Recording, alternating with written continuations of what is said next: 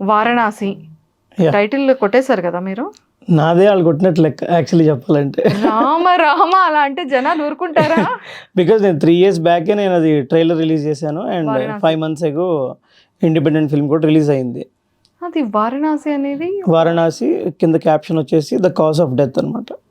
వారణాసి అంటే యాక్చువల్లీ ఒక 14-year-old గర్ల్ని ఒకటి రేప్ చేస్తాడు, దాని మీద తీసాను యాక్చువల్లీ మూవీ.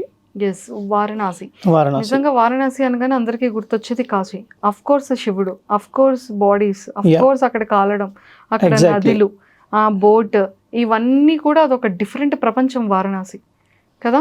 అంటే ఒక యంగ్స్టర్ అయ్యండి ఒక మంచి లవ్ స్టోరీనో, ఒక మంచి లవ్ అండ్ రొమాంటిక్ స్టోరీనో, లేదా ఒక మంచి కమర్షియల్ హిట్ అంటారు, కానీ మీరు ఏంటండి కంప్లీట్గా అంటే అరే ఇంకా అన్నీ వదిలేసిన వాడికి కాశీ దిక్కురా అంటారు, అలా వారణాసి మీద పడ్డారు. అంటే వారణాసి యాక్చువల్లీ టైటిల్ ఒకటే తీసుకున్నాను నేను. వారణాసి అనేది జస్ట్ ఫర్ టైటిల్ అంతే. వాడి పేరు వారణాసి ఇస్ క్యారెక్టర్స్ నేమ్ అనమాట. టైటిల్ రోల్ నరసింహ అని అతను ప్లే చేశాడు. యా, ఇందులో ఏం జరుగుద్దంటే వారణాసి అండ్ సిస్టర్ గౌరీ, తనకు ఒక ఫ్రెండ్ కృష్ణ అని ఉంటుంది, ఆ అమ్మాయికి 12-year-old గర్ల్, 12 or 14-year-old. ఒకసారి ఇంటికి వస్తుంది. ఇంటికి వచ్చిన తర్వాత వీడికి కొంచెం కులం పిచ్చి,